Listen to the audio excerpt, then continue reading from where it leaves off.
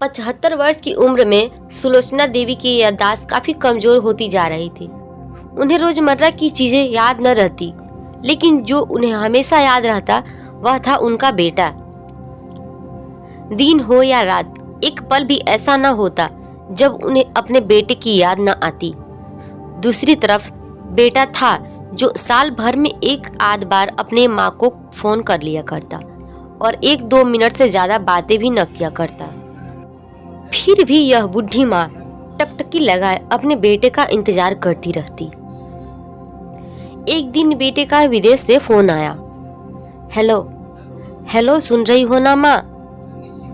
अनिल बोल रहा हूँ, तुम्हारा बेटा। कैसी हो माँ? मैं ठीक हूँ बेटा। तुम बहू और मेरा पोता कैसा है? माँ ने पूछा। सब अच्छे हैं माँ। मैं अगले हफ्ते गाँव आ रहा हूँ माँ, तुम्हें लेने। अब हम सब साथ ही में ही लंदन में रहेंगे माँ। तुम्हारी बहू कह रही थी माँ को यहाँ पर लेकर आओ, बेचारी अकेली वहाँ परेशान होती होंगी, बेटे ने कहा। माँ की बूढ़ी सूखी आंखें आंसुओं से भीग गई। उसके कमजोर शरीर के नस नस में खुशी की लहर दौड़ गई। बेटी और बहू का अपने प्रति प्रेम देखकर माँ का मन खुशी से भर आया। बेटे ने आगे कहा,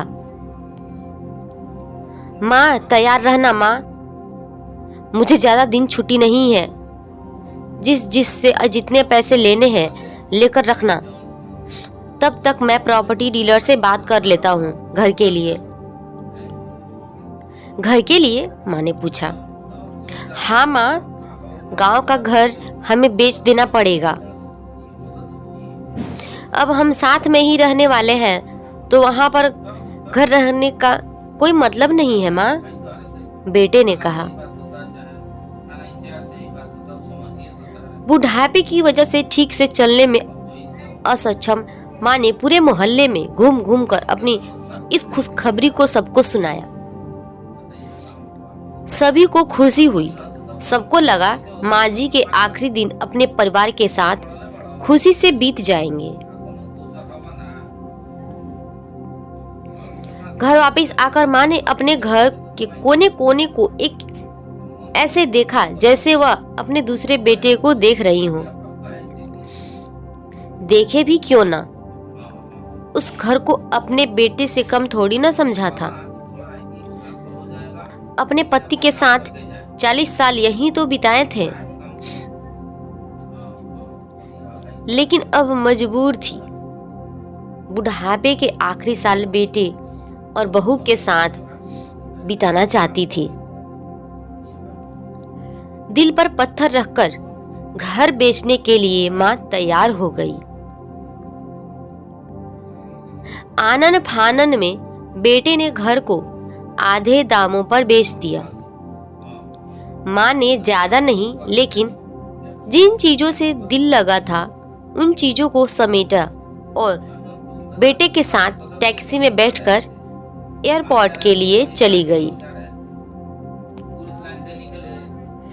एयरपोर्ट पर आकर बेटे ने माँ से कहा, माँ तुम यहाँ बेंच पर बैठो, मैं सामान और बोर्डिंग पास से जांच कराकर आता हूँ।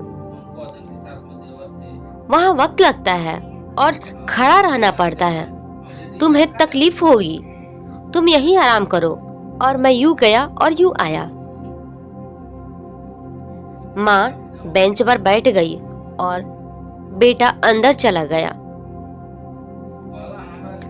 काफी समय हो गया, बेटा वापस नहीं लौटा। माँ सोचने लगी ज्यादा भीड़ होगी इसलिए देर लग रही होगी। अंधेरा होने को आया। अब तो लोगों की चहलकदमी भी कम होने लगी। माँ को अब चिंता होने लगी। एक कर्मचारी ने आकर पूछा, किससे मिलना है माँ जी आपको? यहाँ पर क्यों बैठी हैं? डरती हुई आवाज में सुलोचना देवी बोली, मेरा बेटा अंदर सामान की जांच कराने गया है। लंदन जा रहे हैं हम। क्या नाम है माँ जी आपके बेटे का? कर्मचारी ने पूछा। अनिल नाम है मेरे बेटे का, सुलोचना देवी ने बताया। कर्मचारी अंदर गया और थोड़ी देर बाद बाहर लौटा। उसने सुलोचना देवी से कहा, माँ जी, लंदन जाने वाली फ्लाइट तो दोपहर में ही जा चुकी है और आपका बेटा भी उस फ्लाइट में बैठकर लंदन जा चुका है। अब आपके यहाँ बैठने का कोई मतलब नहीं है। आप भी अपने घर चली जाइए। क्या जा चुका है और मैं घर जाऊं? घर? मां की आंखों से आंसुओं के सैलाब उठने लगे। जैसे तैसे मां घर पहुंची, जो अब उसका था ही नहीं, बिक चुका था। वो वही बरामदे में तुलसी के पास सो गई। घर के नए मालिक को उस पर दया आई तो एक कमरा किराए से उसको दे दिया। पेंशन के पैसों से खाना और किराए का बंदोबस्त हो जाता था।